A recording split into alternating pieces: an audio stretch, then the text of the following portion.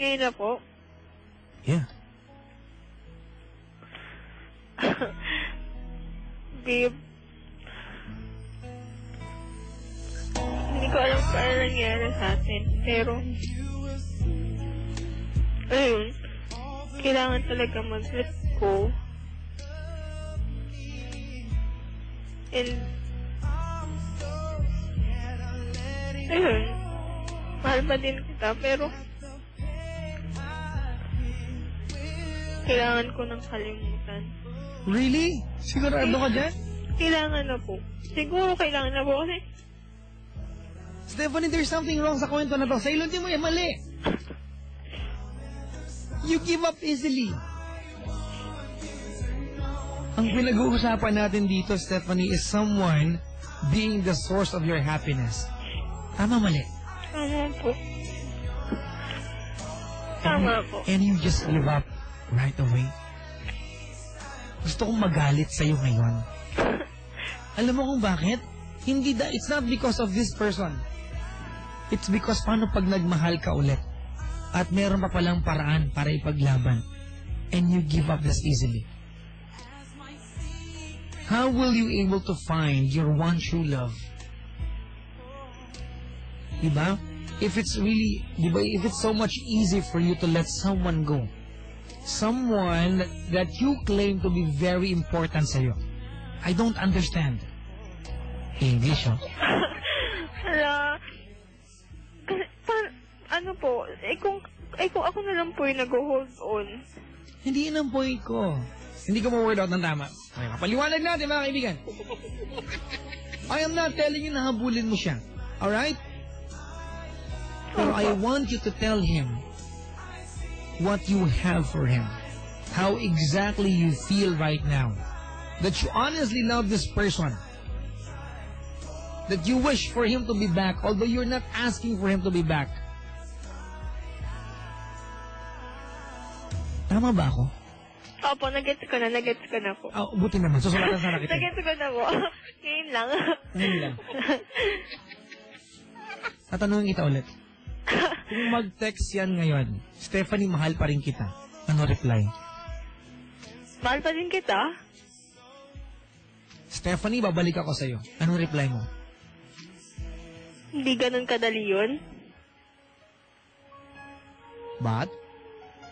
But, Uli mo. Hindi ganun kadali, pero? hindi ganun kadali, pero kung mag-effort sa That's a yes. That's a yes. Tama, mali. Opo.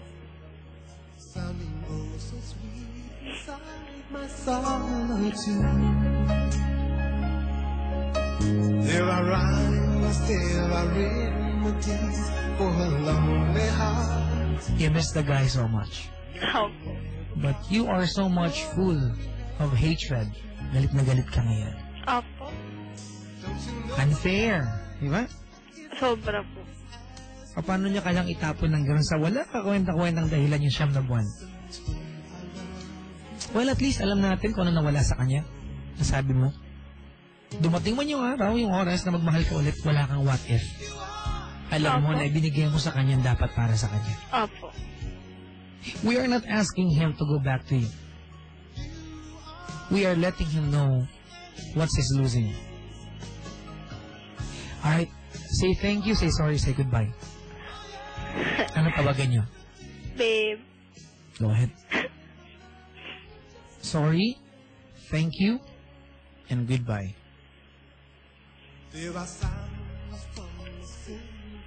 Babe, sorry, thank you, and goodbye. Bilis ah.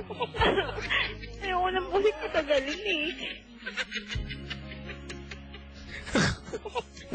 Wala lang. Huwag ka tumawa pa ba dyan? Ewan kita, ano. Alam mo, ito, huwag ka magaling, hindi ka ang first time na gumawa niyan.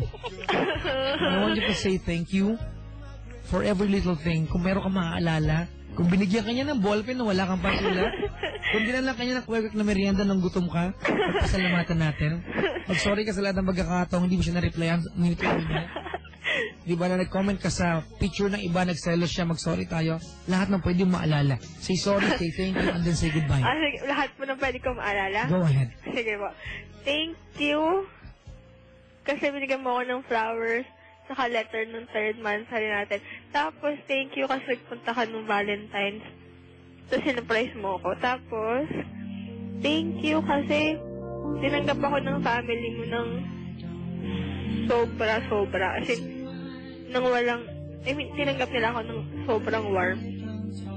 Tapos, sorry kung pinagselosan mo si Ive, si Jekang, sino man. Sorry. Tapos, ayun, sorry kung masyado akong matampuhin, kung masyadong pinagselosan yung Dota. Ayun, gusto ko lang kasi ng time mo.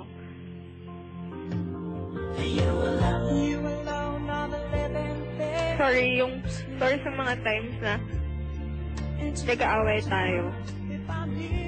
Dahil sobrang late na bagay. Thank you na pinagtagaan mo ako ng 9 months. Nang wala kang ginawang kalokohan ngayon lang. Ayun. Bye-bye. Stephanie, Po. what will you miss? Lahat po. Nasanay po kasi ako na kasama yung family niya, kasama niya yung family ko. Tapos, sobrang okay. Sobrang okay po talaga. Lahat mamimiss ko po. Yung hugs, yung kulitan.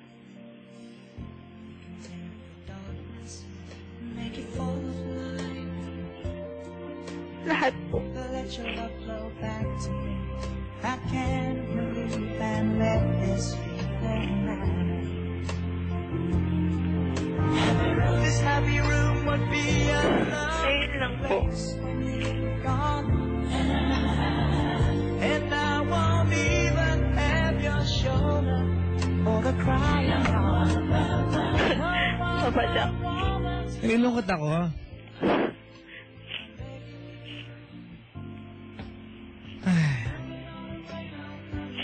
Alam mo, part of me tonight is wishing na sana nalingat lang siya. Na pagtulog niya ngayong gabi, pagising niya bukas, he will realize that his life will never be complete without you by his side.